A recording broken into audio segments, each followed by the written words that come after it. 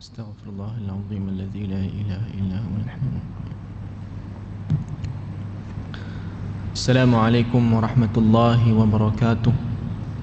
Alhamdulillahilladzi arsala rasulahu bil huda wa dinil haqq liyudhhirahu 'ala ad-dini kullihi wa kafa billahi shahida.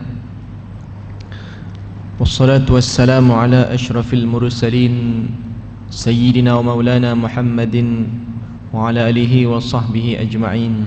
Subhanaka la ilma lana illa ma 'allamtana innaka antal alimul hakim. La hawla wa la quwwata illa billahil aliyyil azim. Allahumma la sahla illa ma ja'altahu sahla wa anta taj'al hazna idza syi'ta sahla. Rabbi yassir wa la tu'assir, Rabbi tammim bil khair. Amma ba'd. Yang dihormati Tuan Nazir Timbalan Nazir Masjid Al-Irsyad USJ 1, seterusnya barisan imam, Bilal, tuan-tuan guru, para alim ulama, datuk-datuk, datin-datin, hadirin hadirat muslimin muslimat, mudah-mudahan kita beroleh keberkatan dalam pertemuan kita pada malam yang mulia ini insya-Allah. Hadirin hadirat yang dirahmati Allah sekalian, insya-Allah pada malam ini suka untuk saya menyambung kata hikmah daripada kitab Al-Hikam li Ibn Athaillah As-Sakandari rahimahullahu taala, dan malam ni insya-Allah saya nak menyambung pada kata hikmah yang ke-28. Bismillahirrahmanirrahim. Ibnu Ajibah berkata, bercahaya pada permulaan akan membawa kepada bercahaya pada akhirnya.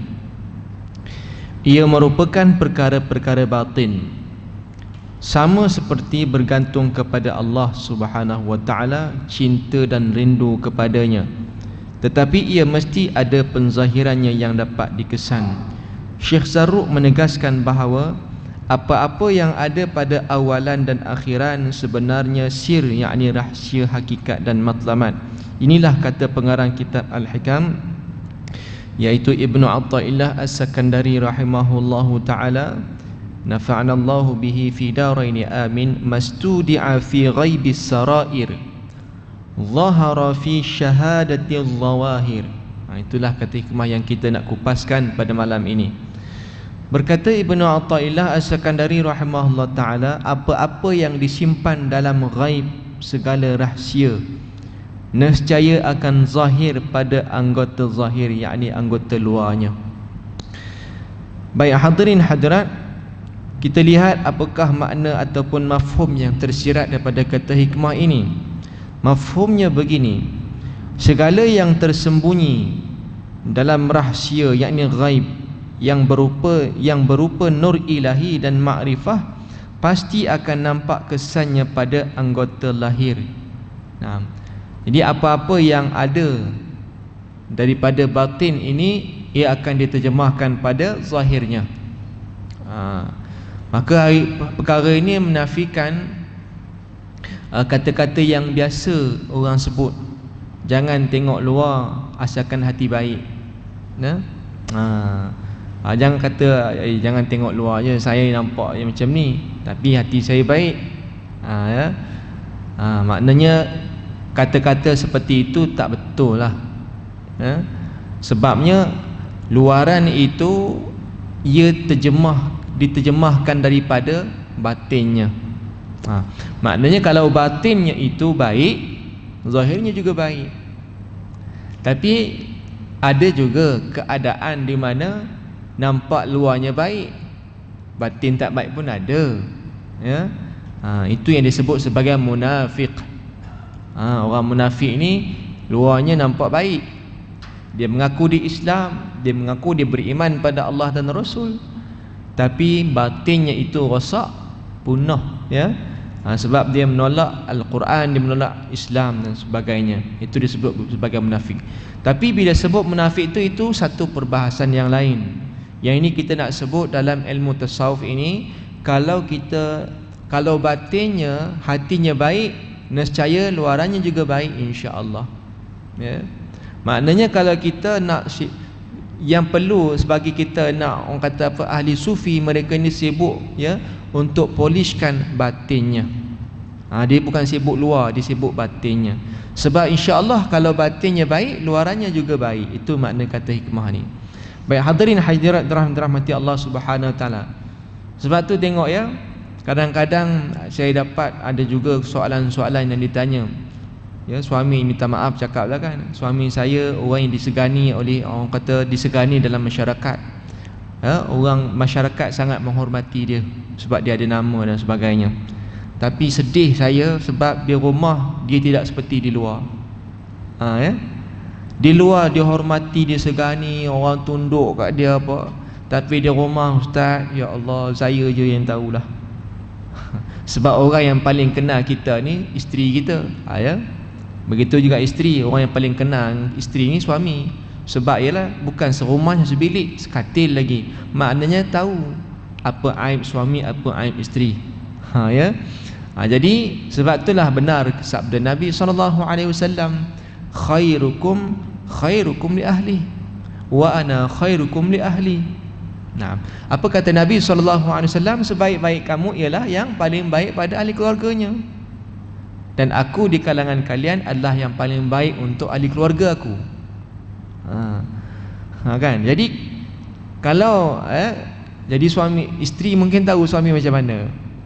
Kalau suami baik di rumah, insya-Allah di luarnya baik juga. Tapi kalau di rumah, masya-Allah tabarakallah, luar biasa ya.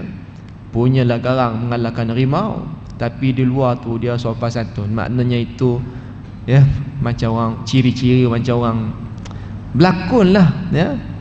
Dia macam orang munafik juga lah. Orang munafik ni banyak berlakon, banyak sangat cover sana, cover sini, cover. Hati tak tenang pun. Apa makna munafik tuan-tuan? Munafik ni pada perkataan nafaqa yunafiqu nifaqan.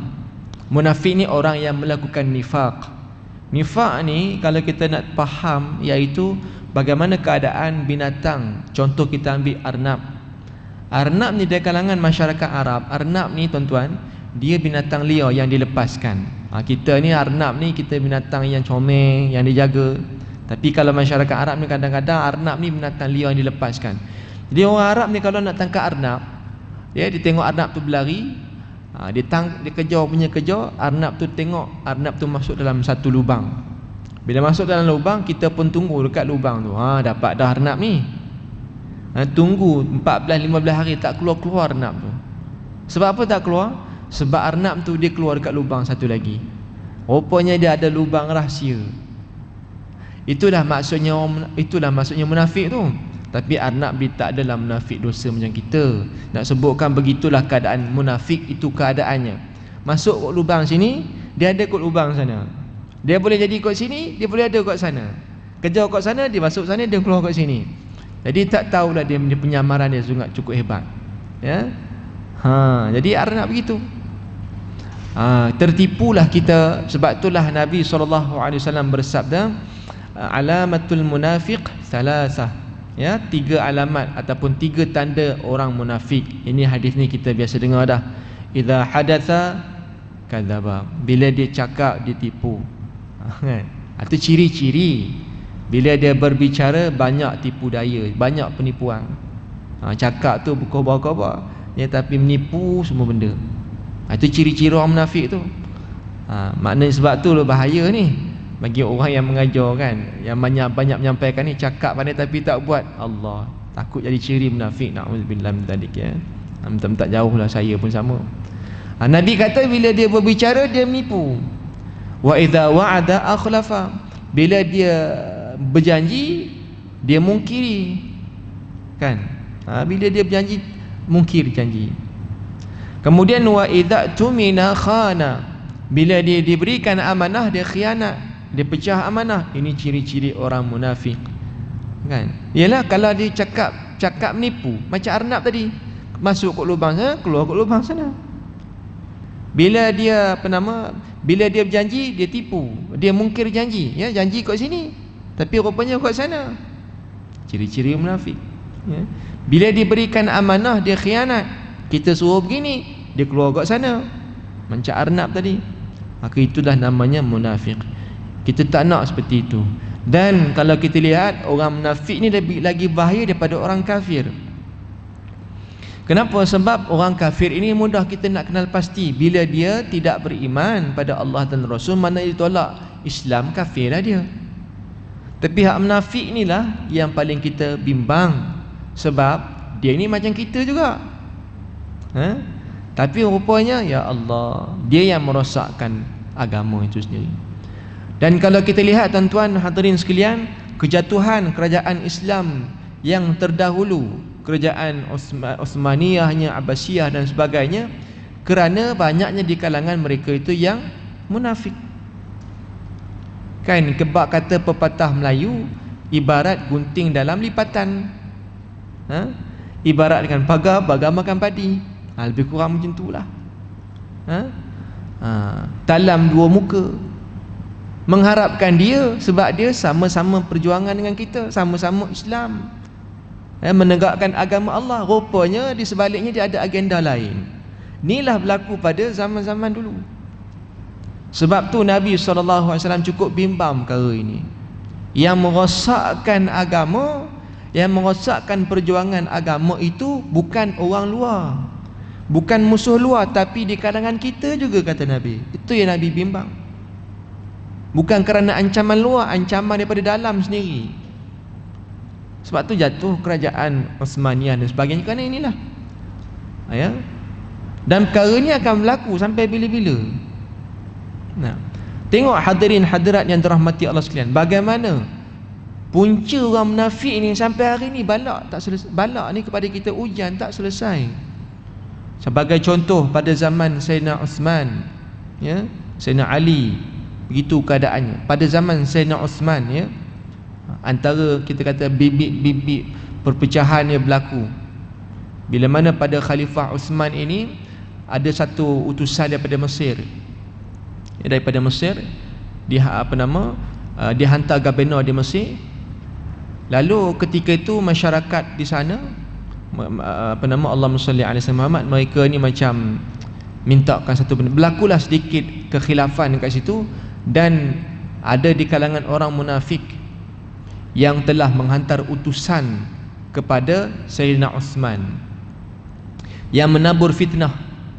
Dan dua orang utusan ini tak dikenali pun, tapi dia kata, kami datang daripada wakil daripada gubernur yang hantar kepada kami, sampaikan satu surat.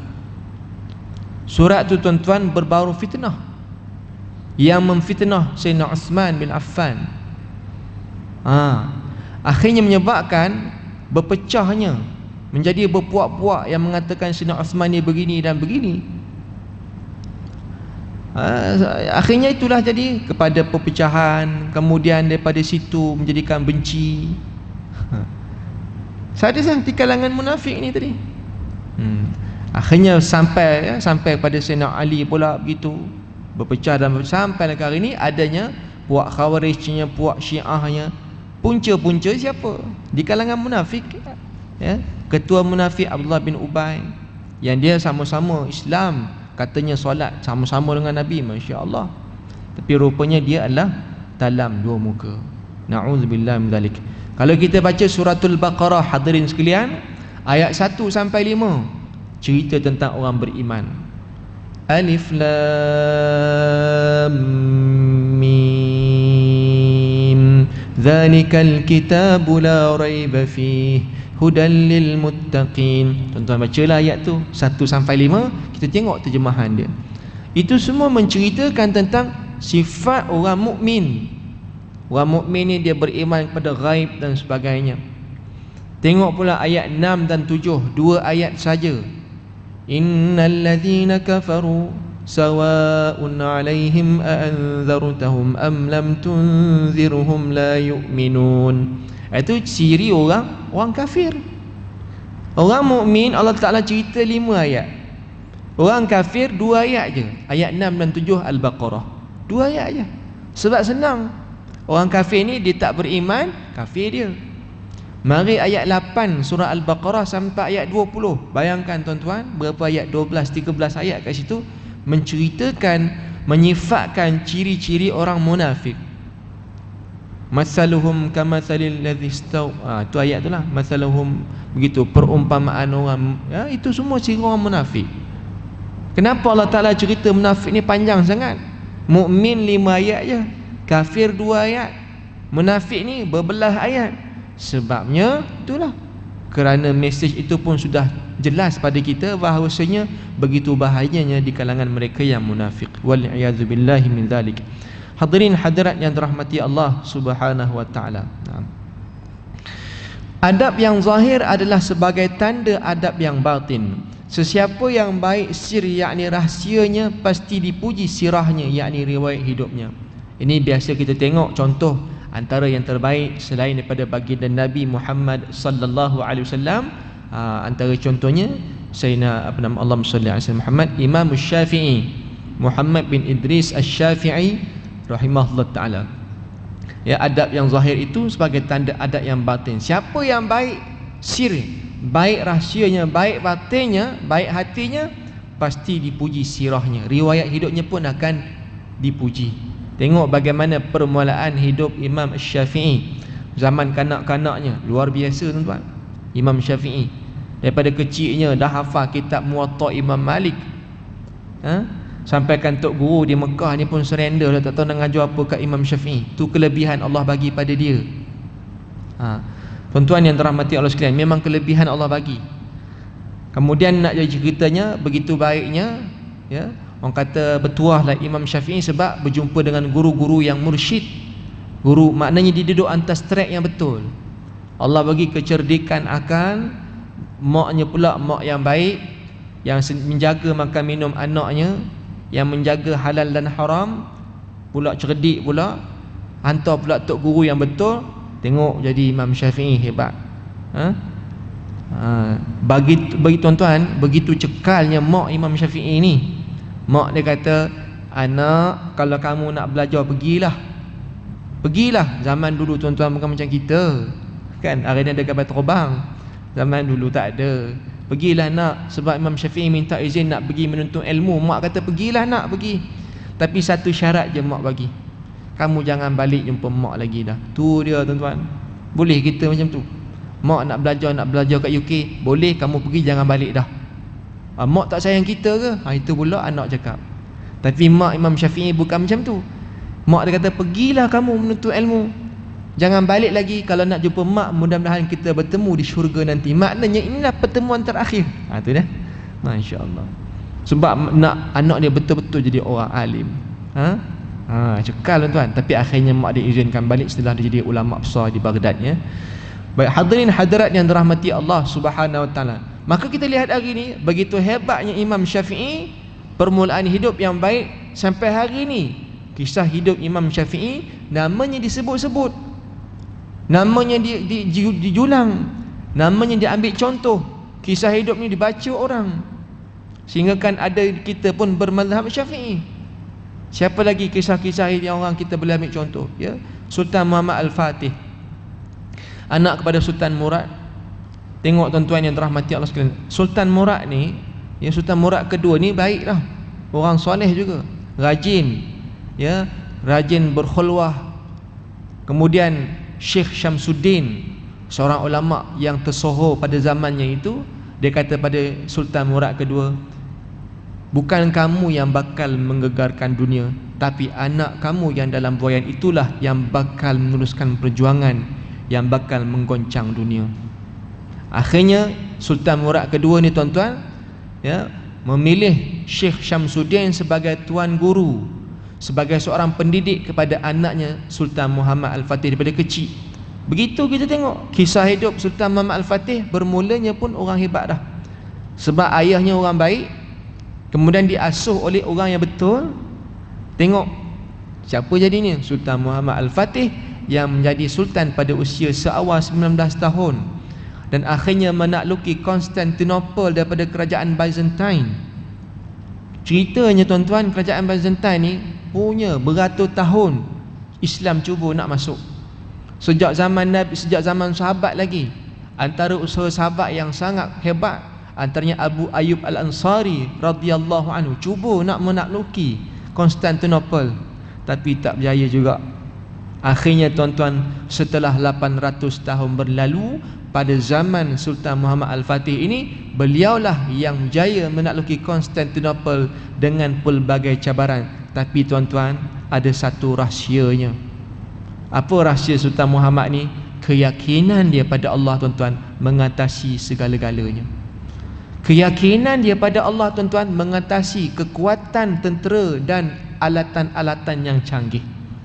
Tengok tuan-tuan, Sultan Muhammad, tuan-tuan, bila ditanya, bila masuk Konstantinopel, ditanya pada tentera-tenteranya. Dia Hagia Sophia lah, Hagia Sophia kalau kita pernah pergi Turki. Ditanya pada tenteranya, muftinya semua, sebab dia pemimpin, kira raja lah pada ketika ditanya, siapa nak jadi imam di masjid ni? Sebab inilah sejarah pertama kita nak mendirikan solat Jumaat di Hagia Sophia ni. Siapa nak jadi imam? Sebab dia rasa dia tak layak. Sebab dia suka orang merendah diri. Walaupun dia sultan yang alim, soleh, tapi dia merendah diri. Dia kata, bukan aku yang layak nak jadi imam, mungkin kalian orang lebih baik pada aku. Siapa nak jadi imam? Masing-masing tak nak mengaku, sebab orang pun segan dengan dia. Maka Sultan Muhammad tanya, siapa di kalangan kalian ni yang tak pernah meninggalkan solat fardu 5 waktu selepas balik, cukup umur tak pernah tinggal solat?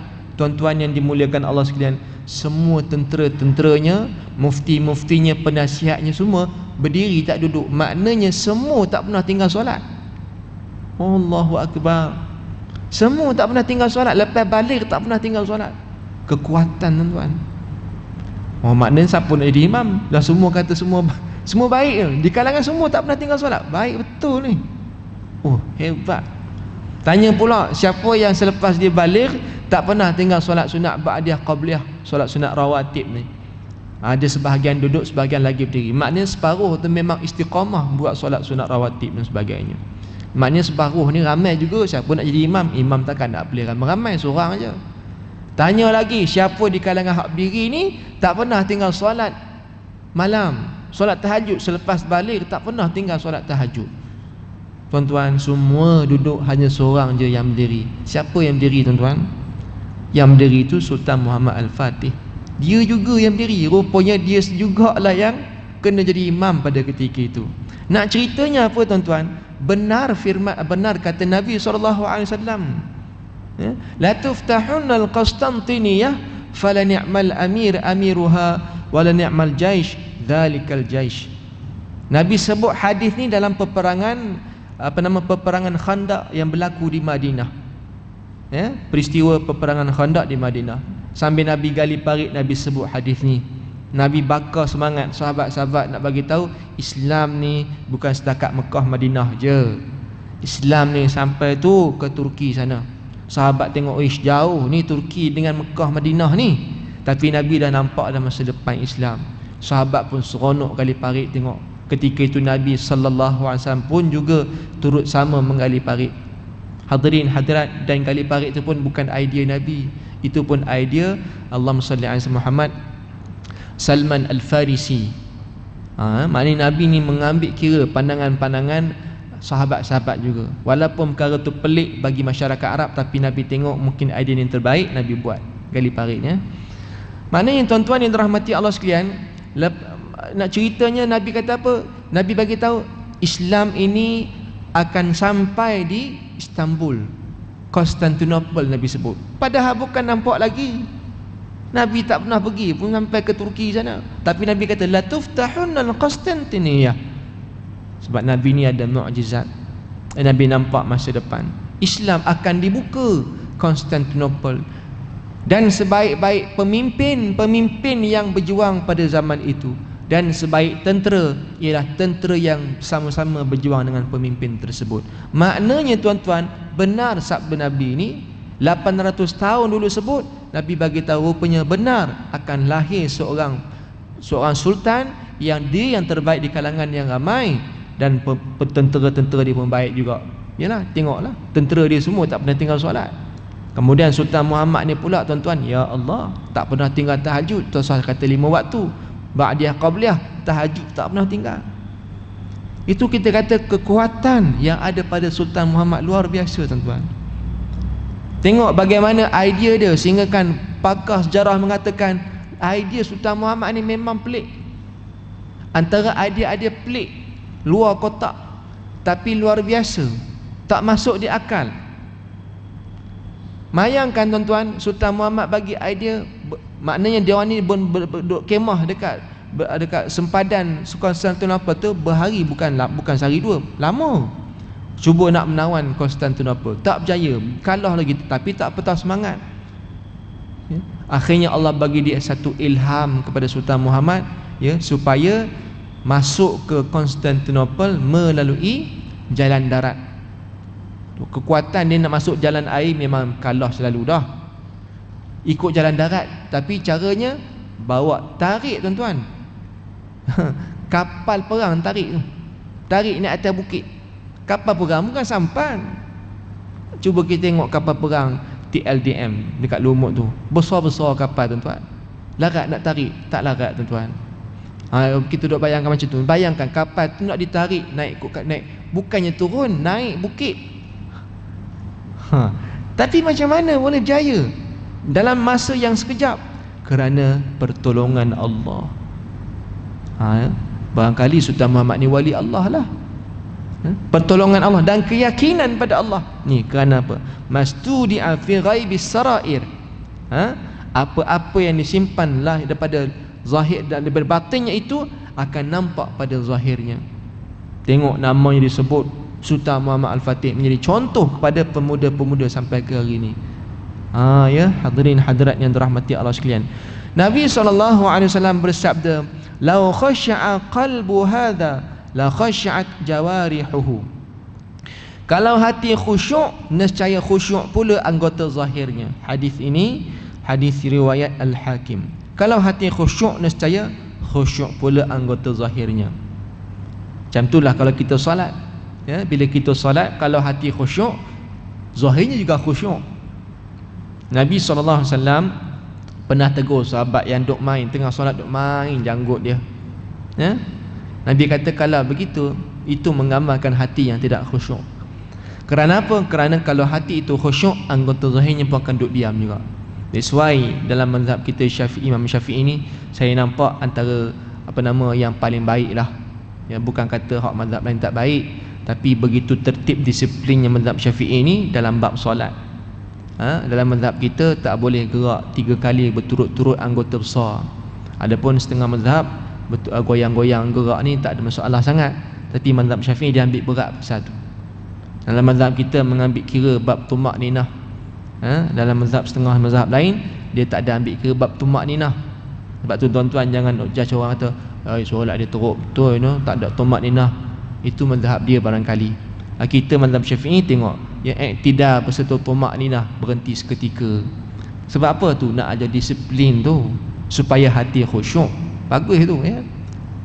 Solat tak ada bergerak-gerak. Sebab apa? Supaya bila hati tenang, itu menggambarkan, itu akan membantu khusyuk solat kita.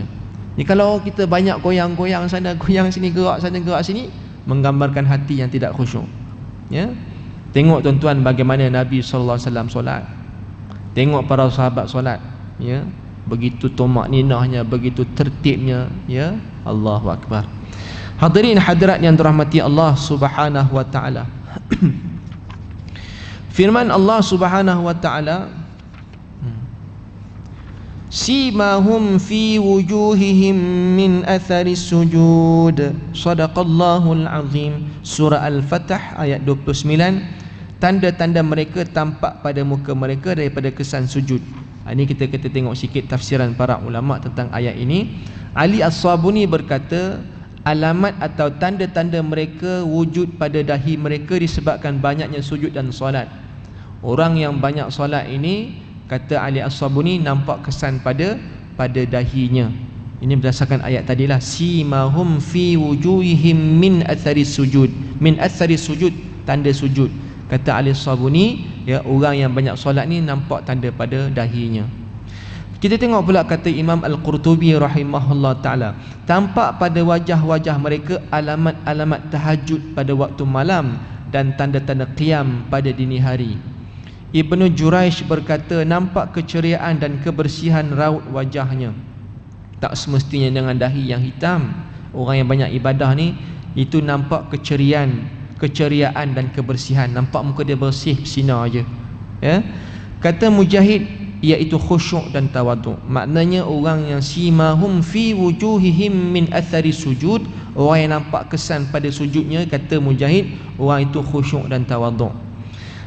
Mansur pernah bertanya kepada Mujahid tentang maksud firman Allah Ta'ala tadi, ya, surah Al-Fatah ayat 29 tadi, adakah terdapat kesan pada dua mata manusia, yakni dahi? Bagi orang yang banyak solat ni, apakah memang kena ada kesan pada dua dahinya? Jawabnya tidak, kata Mujahid. Boleh jadi antara dua mata manusia terdapat kesan seperti lutut kambing, iaitu kesan yang menunjukkan hatinya lebih keras daripada batu. Ia sebenarnya bermaksud cahaya pada wajah mereka kerana khusyuk. Ini pandangan-pandangan yang berbeza para ulama tentang tafsiran ayat surah Al-Fatah ayat 29 tadi. Ada kata maknanya memang orang yang banyak sujudnya, orang yang dahinya memang nampak kesan dia. Tapi kalau menurut Mujahid ni tadi, bukan itu semestinya.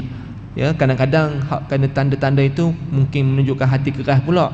Kadang-kadang bila ada tanda tu mari timbul riak dan sebagainya.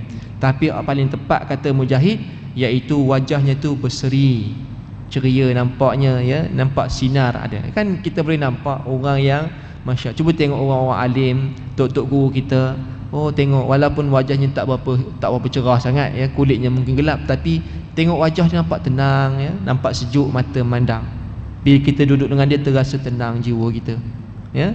Tapi cuba tengok orang yang keras hatinya, mukanya pun kadang-kadang nampak bengih dah, ya. Duduk dengan dia rasa panas tak selesa. Begitu, ya tuan-tuan. Muslimin muslimat yang dirahmati Allah sekalian. Baik, berapa dah ni? 5 minit lagi insya-Allah. Baik, kita tengok sikit kata Abu Laith. Abu Laith berkata, jenis-jenis amalan yang dapat membawa manusia ke derajat orang yang baik dan tinggi ada 9 perkara. Kita pergi cepat-cepat, ya. 9 jenis amalan yang dapat membawa manusia ke darjat orang yang baik dan tinggi. Tengok ini, mudah-mudahan dapat kita ambil manfaat. Yang pertama, nak naikkan darjat tinggi, banyakkan sedekah, kata Abu Laith. Banyak sedekah. Sedekah ini akan bantu kita naik martabat di sisi Allah. Sebab apa? Bila kita banyak sedekah, kita yakin rezeki ini daripada Allah. Allah Ta'ala sebut apa? La in syakartum la azidannakum wa la in kafartum inna azabi lasyadid. Sadaqallahul azim. Kalau kamu syukur, aku tambah lagi. Jadi bagaimana kita nak naikkan martabat kita di sisi Allah? Maka banyakkan sedekah. Orang sedekah tak pernah miskin. Dan saya setakat ni tak pernah jumpa orang sedekah di miskin. Yang kita jumpa orang sedekah makin kaya, makin kaya. Itu yang kita nampak. Baik tuan-tuan, yang keduanya sentiasa membaca Al-Quran. Orang yang sentiasa mendampingi Al-Quran tak rugi pada dia. Bahkan hidupnya semakin bersinar, hatinya semakin tenang. Sebab Al-Quran tu syifa, ya. Allah Ta'ala sebut dalam Al-Quran apa? Sesungguhnya kami menurunkan Al-Quran dan dia itu syifa, ya, bagi manusia. Kemudian yang ketiganya, bersama dengan orang yang mengingati akhirat. Bila kita nak naikkan martabat kita di sisi Allah, banyakkan duduk dengan orang yang sentiasa ingat akhirat. Bukan tak boleh duduk dengan ahli dunia, dengan ahli ekonomi, silakan, tapi kena balancekan, seimbangkan.